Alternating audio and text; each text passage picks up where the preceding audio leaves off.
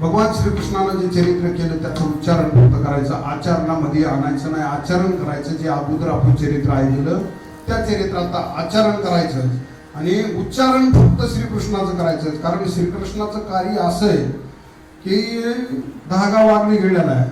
आपल्याला थोडा चटका बसला तर दंड शिवडे मारतो माणूस.